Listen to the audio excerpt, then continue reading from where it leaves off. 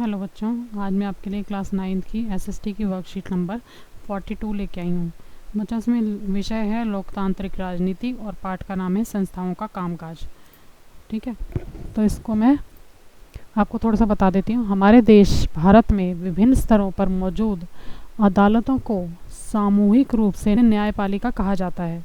न्यायपालिका में सर्वोच्च न्यायालय, राज्यों के उच्च न्यायालय, जिला न्यायालय और स्थानीय स्तर के न्यायालय सम्मिलित होते हैं। ठीक है बच्चों, देश में जितने भी अदालत हैं उनके समूह को न्यायपालिका कहते हैं। और हमारे जो देश है उसमें कितनी न्यायपालिकाएं हैं? सर्वोच्च न्यायालय है, राज्यों के उच्च न्यायालय आते हैं, जिला न्यायालय आता है और स्तर के न्यायालय आते हैं। ठीक है बच्चों, अब है देश में एकीकृत न्यायपालिका है, जिसका मतलब देश की सभी अदालतों को सर्वोच्च न्यायालय का फैसला मानना पड़ता है। इसका मतलब ये है बच्चों कि आपका किसी भी कोर्ट में, किसी भी उच्च न्यायालय में अगर कोई केस है, अगर उसका फैसला आपको नहीं मान्य होता, यानी कि आपकी मर्जी के खिलाफ उसका फैसला आता है, तो जो सर्वोच्च न्यायालय फैसला करता है उसी को सबको मानना पड़ता है। भारत का सर्वोच्च न्यायालय इनमें से किसी भी विवाद पर सुनवाई कर सकता है। अब किस विवाद पे सुनवाई करता है सर्वोच्च न्यायालय?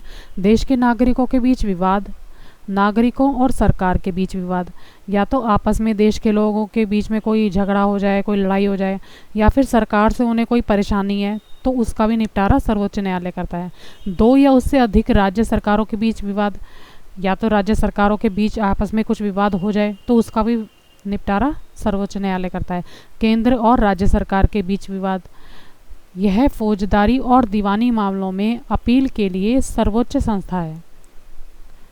ये फौजदारी का कोई केस हो, मामला हो, या दीवानी का कोई मामला हो, उसमें सर्वोच्च न्यायालय सबसे उत्तम संस्था है। यह उच्च न्यायालय के फैसलों के खिलाफ भी सुनवाई कर सकता है। अगर कोई हाई कोर्ट फैसला दे देता है तो उसके खिलाफ भी सर्वोच्च न्यायालय में फैसला सुनाया जा सकता है। अब बच्चों, मैं आपको बताती हूँ न्यायपालिका की स्वतंत्रता क्या क्या होती है। इसका मतलब ये है कि न्यायपालिका विधायिका या कार्यपालिका के नियंत्रण में कार्य नहीं करती, इसका फैसला होता है। इसी वजह से सभी आधुनिक लोकतांत्रिक देशों में अदालतें विधायिका और कार्यपालिका के अधीन नहीं होती। इसलिए ये देश में किसी भी अदालत के, विधायिका के या कार्यपालिका के अधीन काम नहीं करती।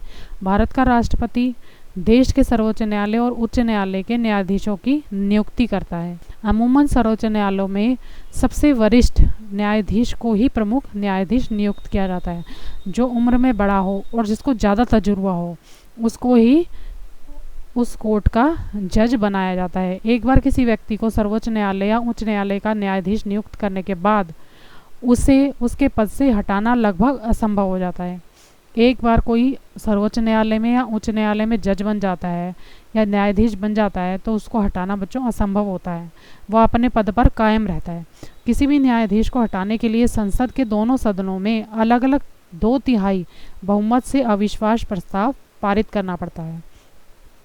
अगर किसी को जज को हटाना है तो क्या होगा? संसद के दोनों सदन, लोकसभा और राज्यसभा, दोनों में वोटिंग के आधार पर, यानी कि वोट डलते हैं, सारे जो मेंबर्स होते हैं वो अपनी राय देते हैं, 2/3 वोट मिल जाते हैं तो ही उसका फैसला होता है, यानी कि उसके हक में फैसला होगा, नहीं तो उसको वैसे नहीं हटाया जा सकता। अब न्यायपालिका में भारत का संविधान क्या है?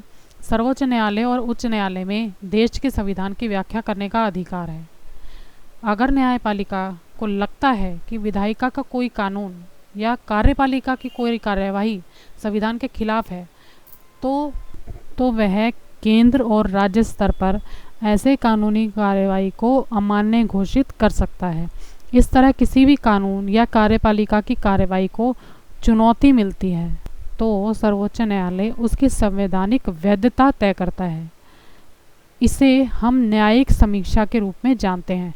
सर्वोच्च न्यायालय ने यह फैसला दिया है कि संसद संविधान के मूल सिद्धांतों में बदलाव नहीं कर सकती।